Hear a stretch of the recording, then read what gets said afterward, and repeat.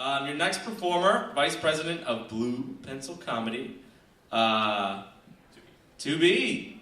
So, it's the only thing that could keep that from happening. Ryan Gabos. Thanks guys, how's it going? Things to be improved, learn my position and its impending nature. It's not now.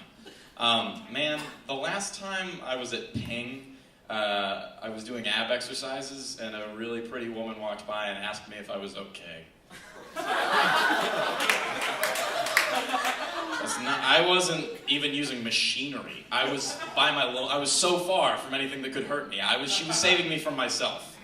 Are you okay? Is your body about to fuck you up really bad? Oh boy.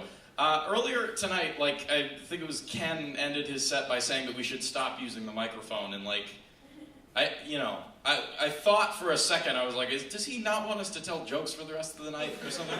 And I know that's not obviously what you meant, Ken, but it made me think back to, I tell this story about my experience at the Pleasure Bar, a lot, which is just this shitty open mic venue in Pittsburgh, Pennsylvania that I sadly went to one night.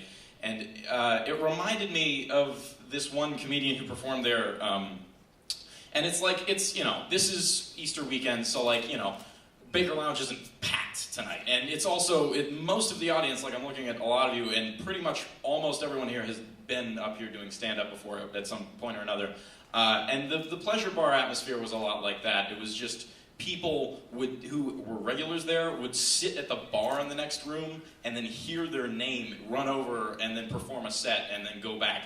And this one guy who was there was their Chris Farley.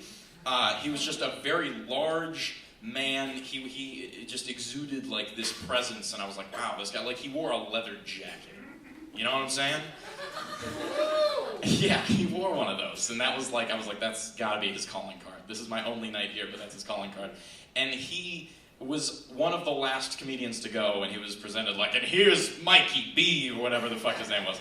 And I didn't like him. A lot of his jokes were and dogs have sex.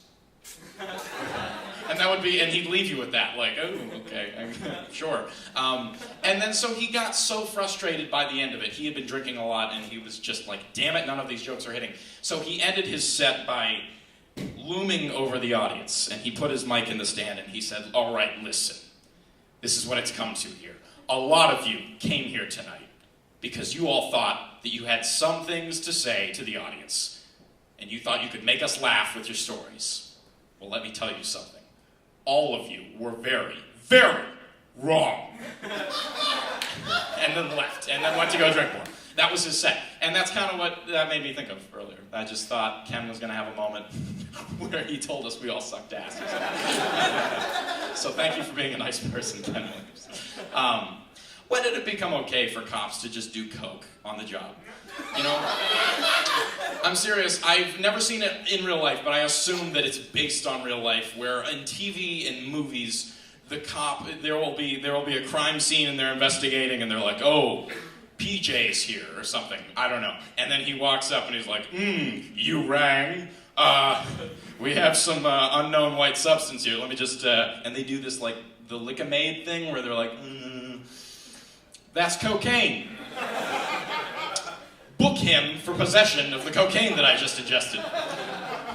That's not, and I assume that that's protocol for just if they're confused, they just lick the illegal substance.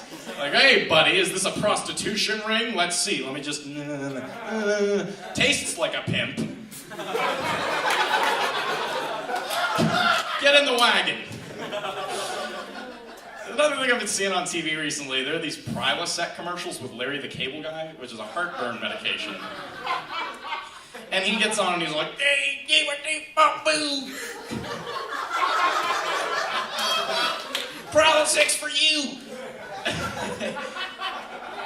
And it's what really would sell me more, that they are so close, the people who wrote this commercial, what would really sell me on this Prilosec is if Larry the Cable Guy came out and didn't bullshit me for once. and was just Lawrence Cableman, or whoever he is.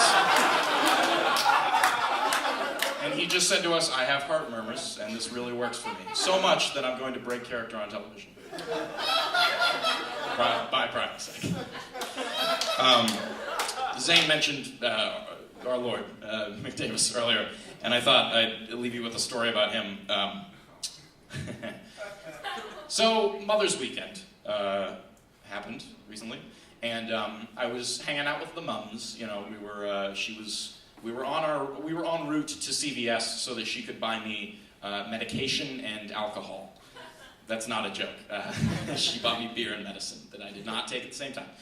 But we were at a three-way intersection. We were walking on the sidewalk, and there are these two cars that are at the light. They're at this red light. There's this big truck, and there's a car behind him. And the truck, who is stopped at the red light, has his right blinker on, which usually indicates that the car will make a right turn. Or there's the rare occasion that the car will want to back up and parallel park.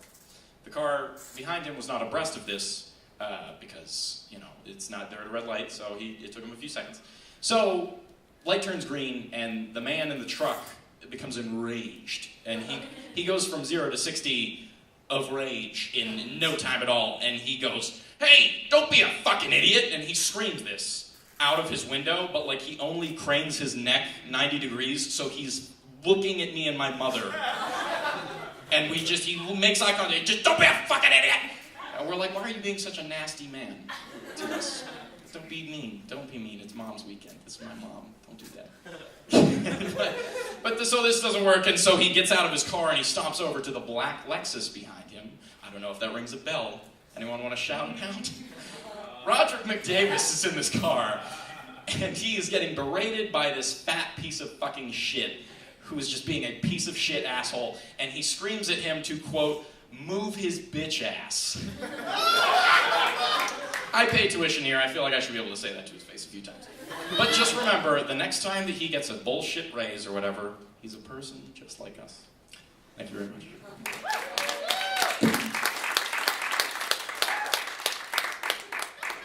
Ryan Gabos, everybody.